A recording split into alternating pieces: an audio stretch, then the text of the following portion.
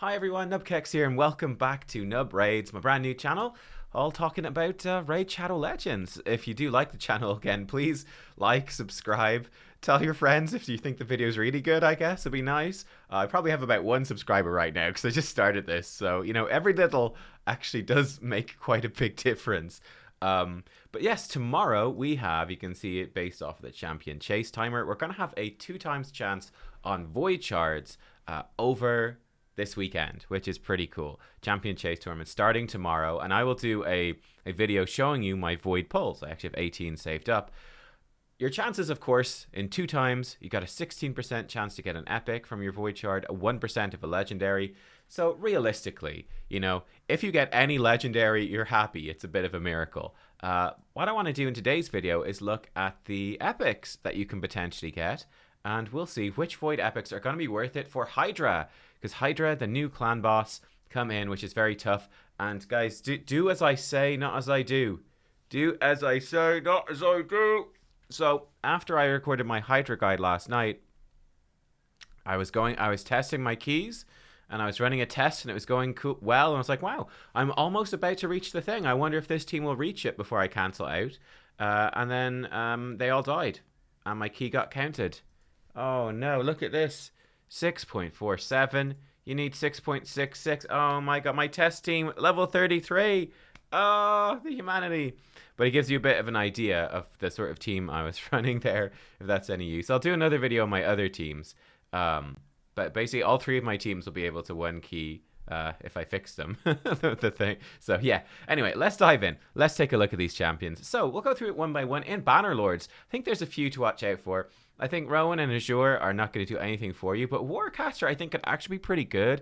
Now, Warcaster can also go in your normal clan boss team as well, in your original clan boss, the Demon Lord, because he does put block damage on all allies for 1 turn on a 4-turn cooldown, so he can be part of some unkillable teams. This could be kind of useful. He also, I think more importantly, he does have a 75% chance to put block buffs in AoE for 2 turns on a 3-turn cooldown, and he's void, which means he's not going to have any weak affinity hits. So this could actually be a pretty decent option, and he's nice and tanky as well. So he could be a good option actually to bring into Hydra, because that block buffs debuff is actually really important to stop them buffing themselves and stopping that damned head of mischief stealing your buffs and spreading them around. He can also steal buffs from the target as well, with a 50% chance on his A1.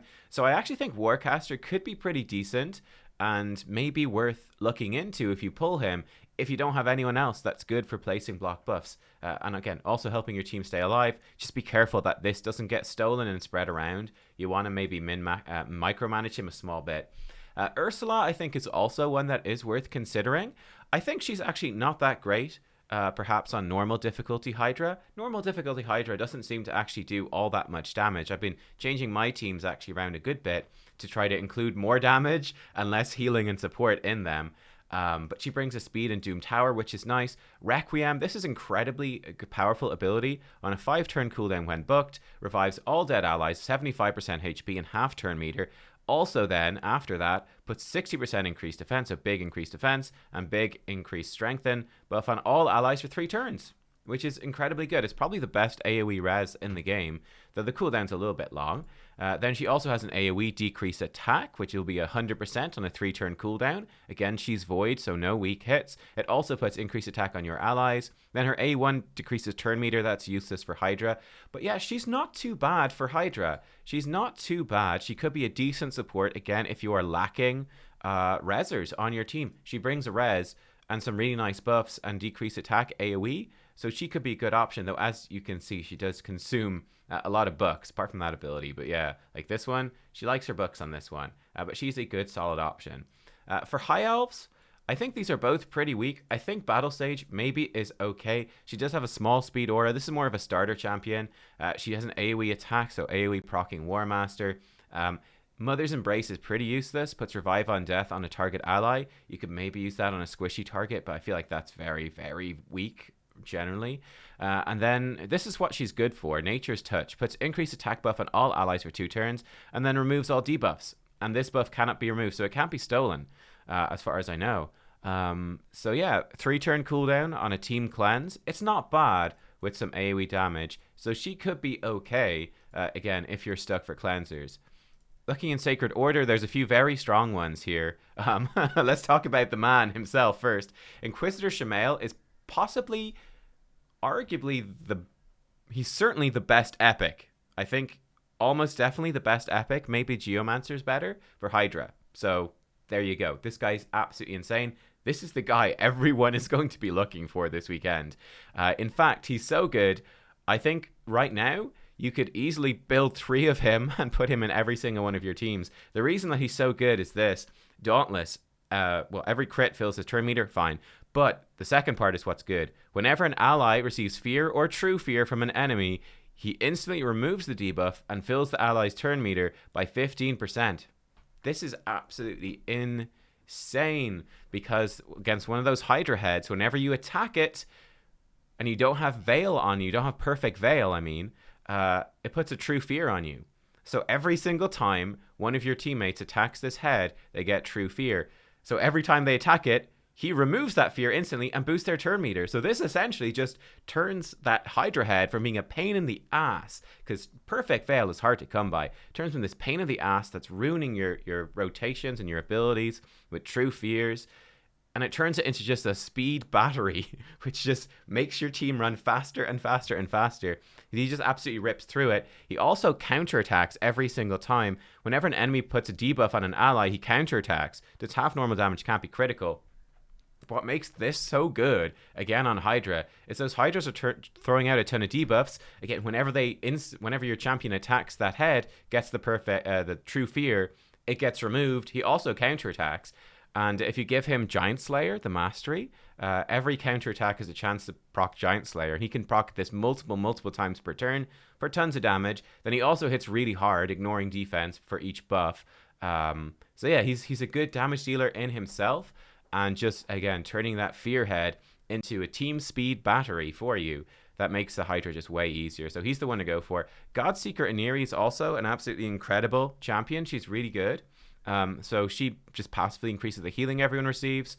She can revive someone whenever they die on a 4-turn cooldown. It puts revive on death on them right before they die, so they pop right back up, which is pretty good. She also has a res, just straight up res on a 4-turn cooldown, brings them back half health, half turn meter, and resets the cooldowns on their skills. Very good single target res, very, very good. She has an AoE attack, and again, this is excellent, which does a nice AoE heal for your team, but it also decreases the duration of all buffs on all enemies by 1 turn and boosts the buffs on you by 1 turn. So specifically, I think decreasing the duration of all buffs on enemies is extremely good.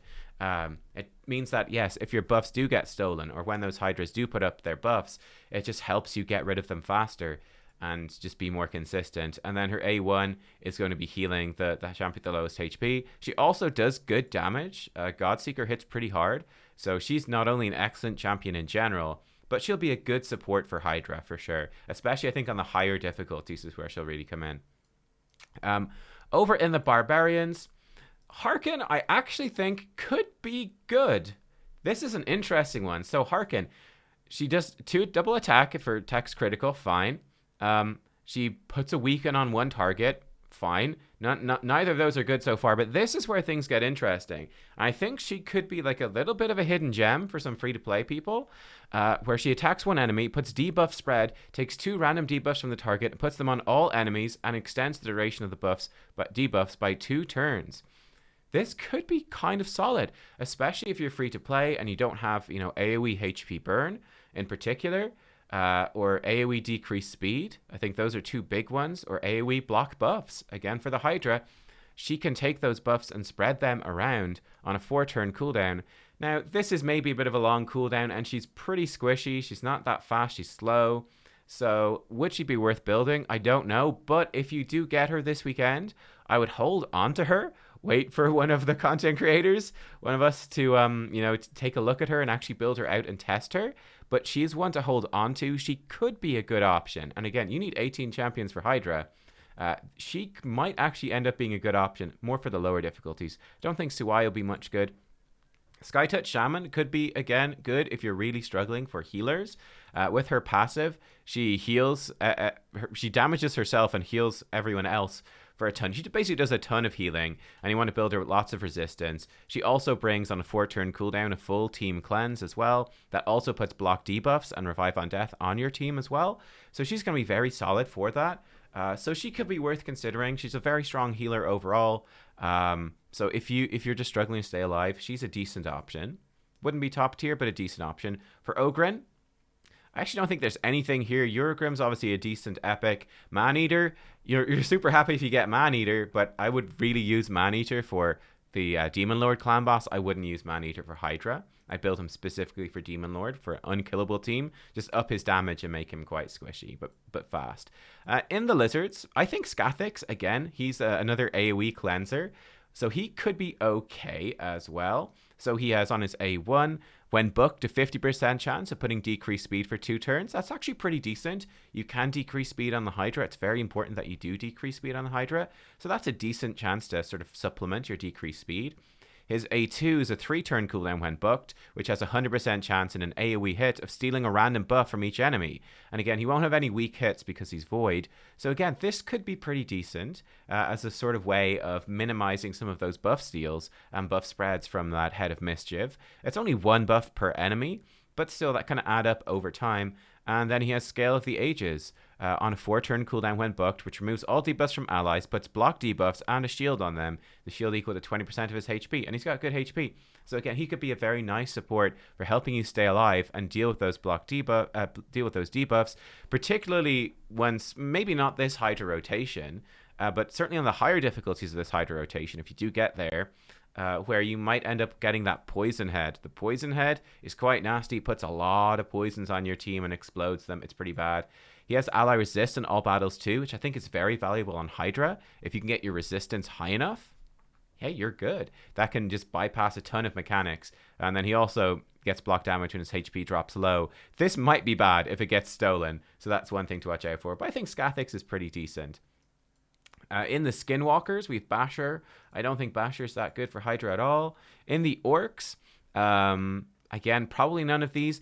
I think, obviously, Seer, you'd be delighted if you get Seer. Just throw it out there, just in case you don't know. But Seer with Karma Burn is completely OP, but probably not for Hydra. We'll have to see. I mean, maybe, but I don't really see it. She's your Doom Tower wave MVP though.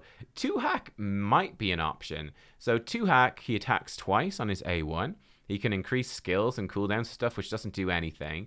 But on his A2, Whirl of Battle, 3-turn cooldown, it is an AoE decreased speed, and it also boosts his own speed and can even heal him if he's less than 50% health. Now, he is pretty squishy on his defense, and he's pretty slow as well, but that could be a good option again. So he's a void. He's void, so no weak hits. 100% when booked, 3-turn cooldown for AoE decreased speed. That's pretty good. That's an important buff for Hydra and debuff for Hydra, and he does very good damage.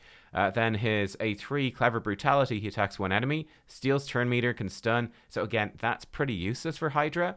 And then he does take 20% less damage below 60% health, which is actually quite good. And he brings you attack in all battles, which is not fantastic for Hydra, but it's better than nothing. Again, I think 2-hack, he could be a decent option. Specifically for that AoE decreased speed and just being your damage dealer for Hydra with no weak affinity hits. He's not terrible. For Demon Spawn, I actually think okay, we've got a couple of options here that are interesting. Padma is an interesting one. So she's tanky and she does pretty good damage. Now, her A1 attacks 2 times. If it crits, it puts decreased attack on all enemies for 2 turns with an extremely good chance, 100% chance when booked. And she'll basically always crit because you build her 100% crit and she's void. So this is a good option for just consistent decreased attack on all the Hydra heads. I think that is strong, especially whenever we run into the Head of Wrath, which is the red head that doesn't spawn in at the start of this particular Hydra rotation. But that head gets stacks of vengeance whenever you hit him, and when he reaches 15 stacks he goes crazy and starts smashing your team. So getting decreased attack on all the heads without needing to hit them is pretty good. You can also avoid like the True Fear from hitting the head that needs Perfect Veil, etc. Flesh Warp, 3-turn cooldown AoE that has, when booked, a 50% chance of placing 50% decreased accuracy debuff. I actually think decreased accuracy against the Hydra is extremely strong, right? extremely good because you can stop so much stuff of what they're doing. Like you can stop those buff steals and all of that. So this is very good. 50% chance is pretty low though on a 3-turn cooldown, so it's very, very inconsistent, but it's not terrible.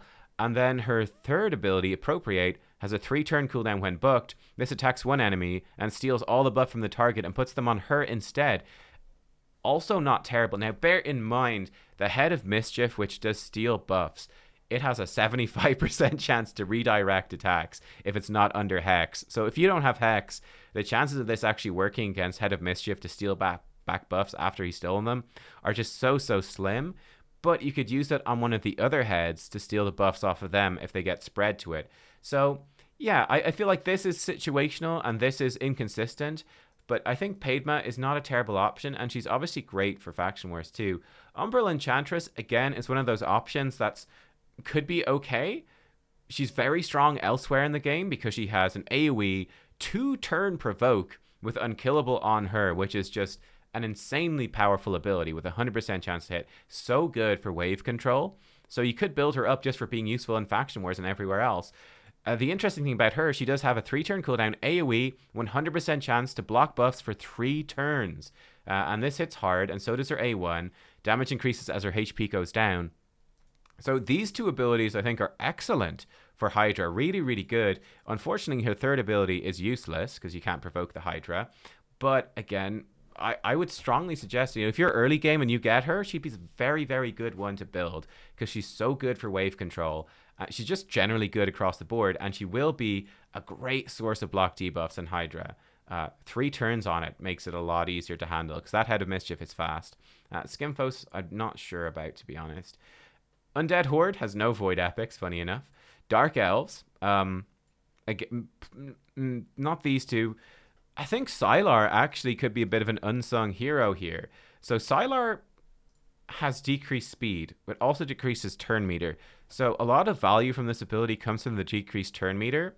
So for example, we looked at 2-hack earlier. 2-hack's decreased speed actually for Hydra is better. This is insane for waves, for things like Doom Tower Hard. This is a very, very, very good ability. So she could be worth building for that, or like the Dark Fae boss right now as well. So this is great. It's great for Arena too. So useful in multiple places. It is also a place, so she can place it without getting any debuffs back on her from attacking. It's not an attack. Then her A2 is an AoE attack, 3-turn cooldown, 100% chance when booked of placing decreased accuracy for 2 turns.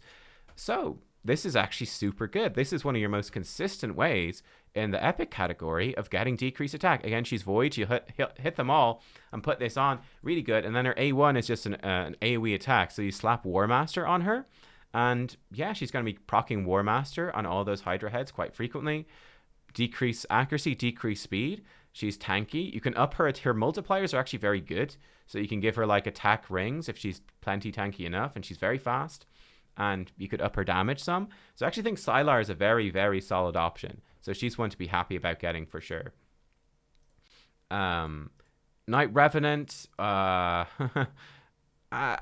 probably none of these. Whisper does have some interesting potential here. Whisper has a 10% chance of an extra turn when landing a crit. And she does 20% damage, more damage to bosses. Her A1 she can place Weaken. Her A2 she increases her attack and her crit rate. If the target is higher max HP, which they will. She ignores defense if they're under Weaken. And then her A3 attacks 2 times and gives an extra turn if they've decreased defense and Weaken. So Whisper's an interesting one. She's very squishy. She's very slow. But for normal Hydra, she could actually be a good option for just a big single target nuker to just absolutely nuke down targets. Possibly getting extra turns as well. She is one to consider for sure. More niche, I think. She's not the strongest champion overall, but could be good. Faceless maybe as well. He has a chance of placing extra hits. Increases the crit rate by a little bit. This one ignores shield and block damage as well as defense. The Hydra bosses have a lot of defense. So being able to do a big nuke that ignores defense, Faceless, again, he's fast. He could be a good option too if you're very stuck for single target nukers. In the Dwarves, Runekeeper Darstuk brings you your debuff removal. 4-turn cooldown when booked, removes all debuffs, heals everyone by 25% of his HP, and he has but tons of HP, and then puts continuous heal on allies that have a debuff removed for 2 turns, which is great. Okay, you have to be scared of this being stolen by the Hydras, though. It means you're just not going to decapitate any heads. He also increases attack and fills turn meter, so it's like a mini Arbiter move right there. And then he also puts a leech. So this guy is like a support. He's like a king of support. He's not going to do any damage at all, but he will help your team stay alive and buff them up. So he's one to consider, but I do feel like with him, you do probably want to be running a good bit of resistance on your team to stop the continuous heals being stolen. If you don't have that, he could be a risky one. Demitha obviously is probably up there with Maneater, is another one you want to get, but for regular clan boss, I'd say not for Hydra, and then I wouldn't really be interested in the rest. And then for Shadowkin, honestly, I wouldn't go for any of these. I wouldn't be too excited for any of these for Hydra in particular. I think Oboro can... she puts a perfect veil on herself, so she isn't a damage dealer that can perfect veil herself. She does AoE if targets are all... if targets are under 4 more debuff, she does AoE. She can steal buffs when she's under veil or perfect veil. So maybe... she transfers debuffs from her to the target, steals buffs. She's a maybe.